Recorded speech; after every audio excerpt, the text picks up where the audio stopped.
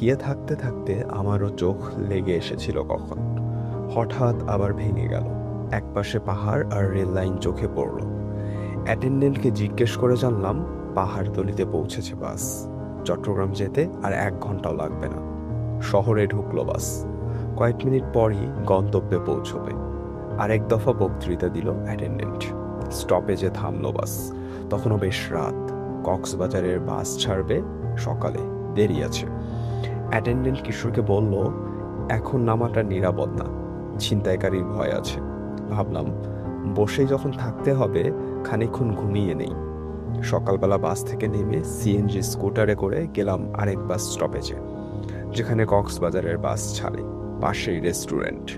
নাস্তা সেরে বাসে উঠে পড়লাম। বাস ছাড়ল। শহর ছাড়িয়ে কয়েক মাইল যেতেই শুরু হলো খারাপ রাস্তা। খুবই খারাপ, মেরামত করা হচ্ছে। প্রায় অর্ধেকটা পথই খারাপ। চলার পর ভালো রাস্তা পাওয়া গেল। পাহাড়ের ভেতর দিয়ে কখনো উঁচু হয়ে গেছে পথ, কখনো নিচু হয়ে। একটু পর পরই বাঁক। সেসব জায়গাতেও গতি কমাতে চাইছে না ড্রাইভার। খারাপ রাস্তার পর ভালো রাস্তায় এসে যেন আরো ক্ষেপে উঠেছে। প্রায় একটানা হর্ন বাজাতে বাজাতে সরু রাস্তা দিয়ে তীব্র গতিতে ছুটিয়ে নিয়ে চলেছে বাস। উল্টো দিক থেকে আসা বাস কিংবা ট্রাক যখন ভয়াবহ গতিতে পাশ দিয়ে চলে যায়, তখন তো আটকে উঠি, এই বুঝি লাগলো বাড়ি। কিন্তু লাগে না। আশ্চর্য দক্ষতায় কাটিয়ে নিয়ে যায় ওস্তাদ ড্রাইভার। 12টা নাগাদ কক্সবাজারে পৌঁছলাম আমরা। 2, পর্যটনের একটা মোটেলে রুম নিয়েছেন চৌধুরী আঙ্কেল। বেশি দিন ওখানে থাকলে কটেজই ভাড়া নিতেন। সাগরের পাড়ে পর্যটনের কটেজও আছে, কিন্তু ওখানে আমরা মাত্র 1 রাত থাকবো।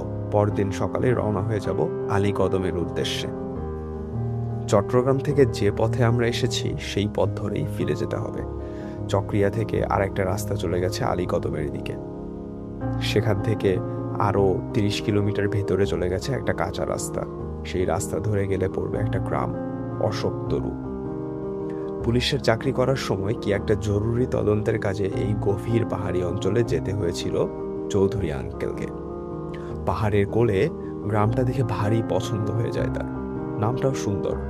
বহুকাল আগে অশোকতরু নামে এক জমিদার বাস করত এই গায়ে। তার নামেই নাম রাখা হয় গ্রামটার। পাহাড়ের কোলে পরিত্যক্ত একটা কটেজ দেখে ভারী পছন্দ হয়ে যায় আঙ্কেলের।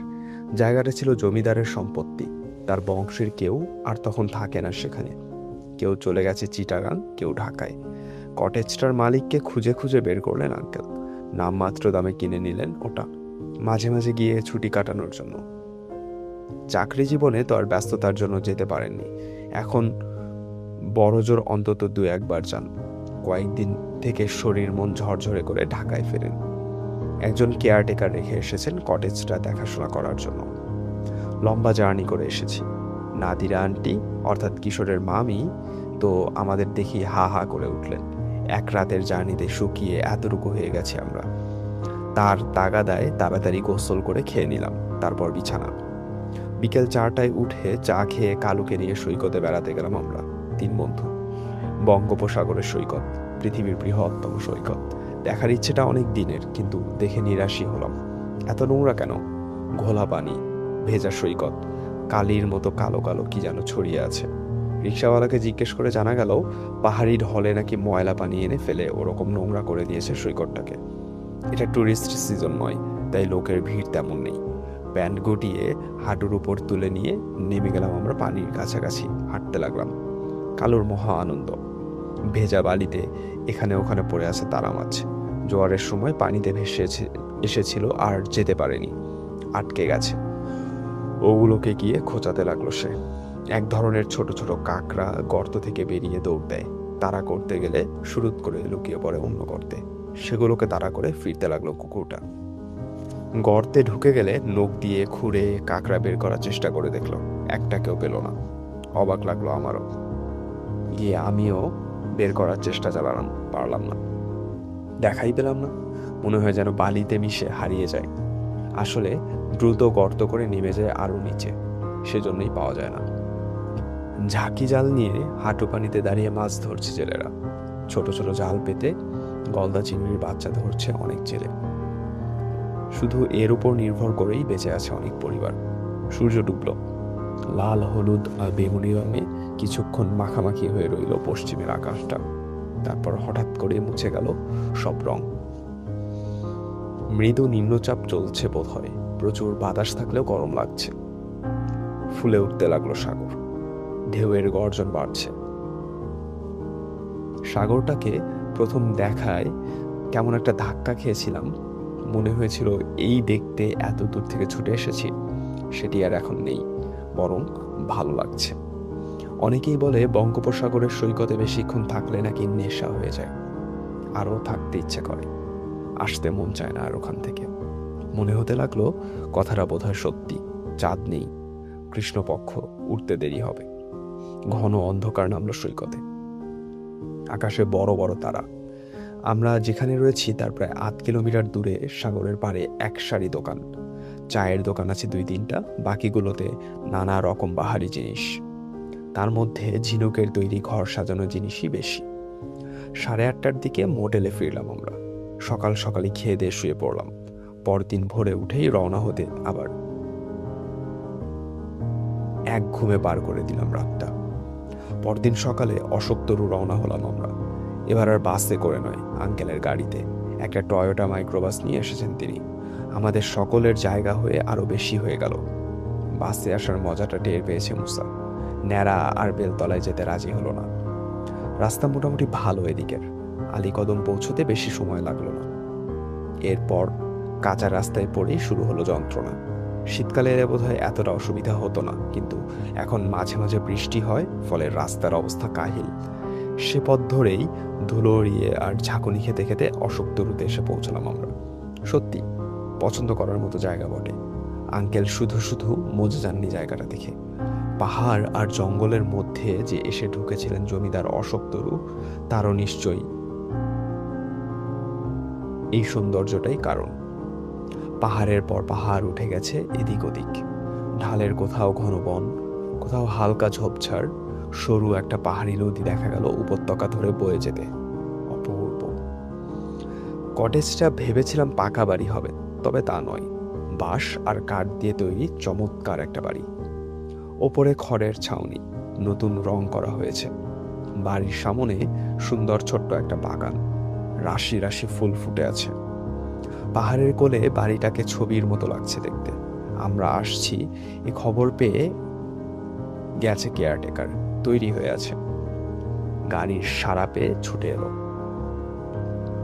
মাঝবয়সী হালকা পাতলা একজন মানুষ, চামড়ার রং প্রায় কালো বলাই চলে।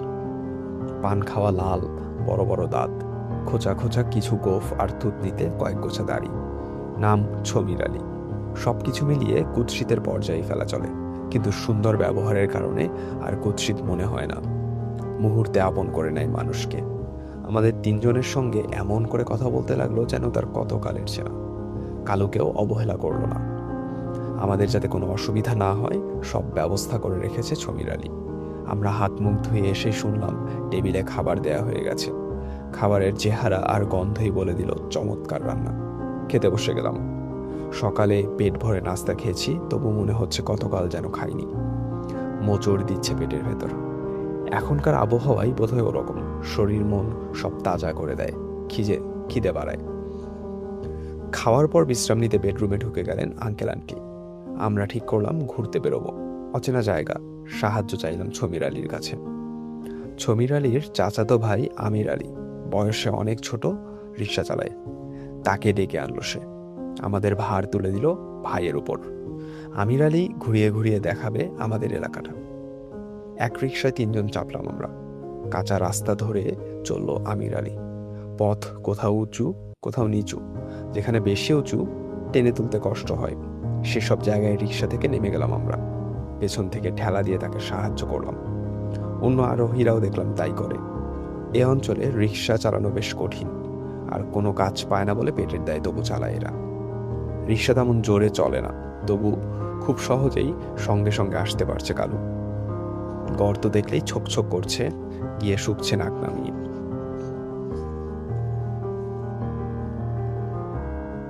মৃদু হেসে বলল, মুসা, বেটা খরগোশ খুঁজছে।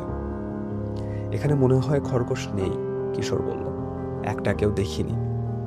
আমির আলীকে জিজ্ঞেস করে জানা গেল একেবারেই তা নয়, তবে খুব কম। কচ্চিৎ কদাচিৎ দেখা যায় এক আধটাকে। গর্তগুলো বেশিরভাগই শেয়ালের। বেজি আর গুইসাপ আছে প্রচুর। মাঝে মাঝে পাহাড়ের ওপরের বন থেকে নেমে আসে হাতি আর বুনো শুয়োর। ফসলের খুব ক্ষতি করে। গ্রামটা ছোট কিন্তু সুন্দর, গোছানো সাজানো, মানুষ কম। ট্যুরিস্ট আসে বোঝা যায়, কারণ আমরা যেদিক থেকে আসছি আমাদের দিকে খুব একটা নজর দিচ্ছে না কেউ। যার যার কাজে ব্যস্ত। নিজেরা নিজেরা যখন কথা বলে আঞ্চলিক ভাষায়, বাংলা হলেও আর বাংলা মনে হয় না ভাষাটাকে। কিছুই বুঝতে পারি না, এমনকি কিশোরও পারে না। তবে বাইরের কারোর সঙ্গে কথা বলার সময় বেশ পরিষ্কার বাংলা বলে, পুরোপুরি শুদ্ধ না হলেও বোঝা যায়। অধিবাসীরা বেশিরভাগই কৃষক। পাহাড়ের ঢালে কিংবা উপত্যকায় ধান চাষ করে ওরা। ধানের সময় যখন থাকে না তখন শাকসবজির চাষ। এখন তরমুজের সময়, প্রায় সবগুলো ক্ষেতই অসংখ্য তরমুজ হয়ে আছে। এদিকের মানুষ বোধহয় পড়ালেখার প্রতি ঝোঁক আছে, কারণ চট্টগ্রাম ছাড়ানোর পর থেকে এখানে অনেক প্রাইমারি হাই স্কুল দেখেছি। এই যে এত গভীরের পাহাড়ি গ্রাম, এখানেও একটা প্রাইমারি স্কুল আছে। আমির আলীর সঙ্গে কথা বলেও বোঝা গেল সে একেবারে নিরক্ষর নয়, কিছু পড়াশোনা সেও জানে। সামনে অনেক বড় একটা পাহাড় দেখা গেল। চূড়োটা যেন মেঘ ফুঁড়ে উঠে এসেছে। কেমন নীল নীল ধোঁয়া জমে আছে ওখানটায় মনে হয়। পাহাড়টার নাম কি জিজ্ঞেস করলো কিশোর। নীলাম্বরী পর্বত, আমির আলী জানালো। ছোট করে আমরা বলি নীলা পর্বত। বিড়বিড় করলো কিশোর, আরো সুন্দর হয় যদি নীল পাহাড় বলা যায়। আচমকা প্রশ্ন করলো, এরকম কেন নামটা? কোনো কারণ আছে নাকি জানেন? পূর্ণিমার রাতে নীলাম্বরীর শাড়ি পরা এক সুন্দরী মহিলাকে নাকি ঘুরে বেড়াতে দেখা যায় ওই পাহাড়ে, সেজন্যই ওরকম নাম। খাইছে ভূত? আমি বাবা ওই পাহাড়ের ধারে কাছে যাচ্ছি না, 2 হাত নেড়ে বলল মুসা। আগ্রহী হয়ে উঠল কিশোর। মুসার কথাকে পাত্তাই দিল না। আমির আলীকে জিজ্ঞেস করলো, আপনি দেখেছেন কখনো? না, তবে অনেকেই নাকি দেখেছেন। পাহাড়টা নিয়ে আরো অনেক অদ্ভুত অদ্ভুত কিংবদন্তি আছে। কি কিংবদন্তি? আমি তো অত কিছু জানি না। এই দিন কয়েক হলো চিটাগাং থেকে এসেছি। ওখানে ফ্যাক্টরিতে কাজ করতাম। সারাদিন কাঁধার খাটনি খাটাতো, বেতনও ঠিক মতো দিত না। ছমির ভাই নিয়ে এসেছে, বলে কিসের বেগার খাটিস, চাষবাস কর এখানে, বাকি সময় রিক্সা চালা, খারাপ কাটবে না। নীলা পর্বতের কিংবদন্তিতে কিশোরের আগ্রহ দেখে আমির আলী বলল, তবে একজনের কাছে নিয়ে যেতে পারি। গায়ের সবচেয়ে বয়সী লোক, নিরু চাকমা, অনেক গল্প জানে পুরো। যাবেন?